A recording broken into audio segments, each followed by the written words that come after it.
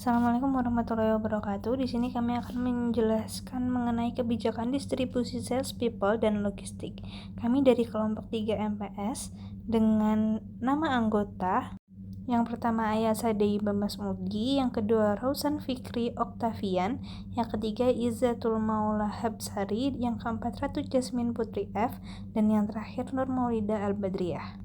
Di sini saya akan menjelaskan distribusi dalam paradigma syariah tinjauan makro. Pemerintah berperan dalam mekanisme ekonomi yang secara garis besar dapat diklasifikasikan menjadi 3 bagian, yaitu yang pertama peran yang berkaitan dengan implementasi nilai dan moral Islam, yang kedua peran yang berkaitan dengan teknis operasional mekanisme pasar, dan yang terakhir peran yang berkaitan dengan kegagalan pasar. Ketiga peran ini mengacu pada konsep al-hisbah pada masa Rasulullah SAW sebagai lembaga khusus yang berfungsi untuk mengontrol pasar dari praktek-praktek yang menyimpang.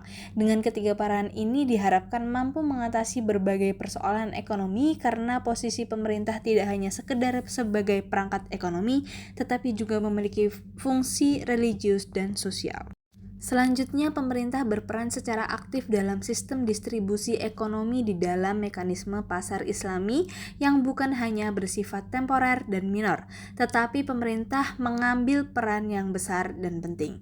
Pemerintah bukan hanya bertindak sebagai wasit atas permainan pasar atau al-muhtasib, tetapi ia akan berperan aktif bersama-sama pelaku-pelaku pasar yang lain. Pemerintah akan bertindak sebagai perencana, pengawas, produsen sekaligus konsumen bagi aktivitas pasar.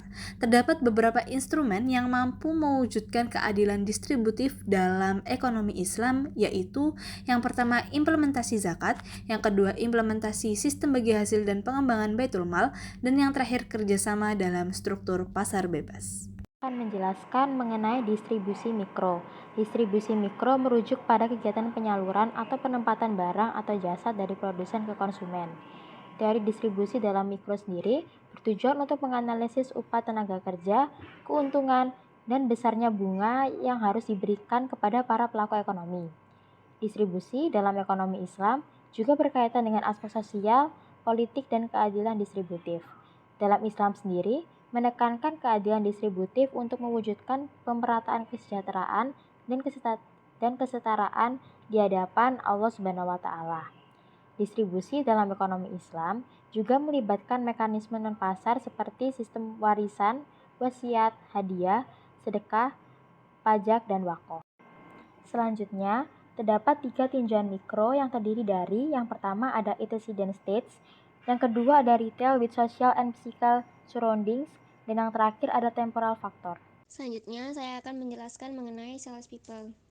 Yang pertama yaitu mengenai karakteristik marketer dalam Islamic marketing, yaitu ada 4, teistis atau robaniyah, etis atau akhlakiyah, realistis atau al-waqi'iyah, dan yang keempat humanistis atau al-insaniyah, di mana robaniyah atau teistis adalah keyakinan yang bulat bahwa semua gerak-gerik manusia selalu berada di bawah pengawasan ilahi.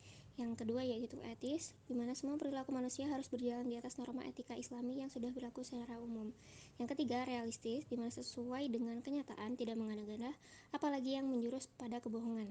Yang keempat yaitu humanistis, yaitu berperi kemanusiaan, hormat menghormati sesama, dan peran marketer menjadi fasilitator untuk memperbaiki tatanan hidup masyarakat.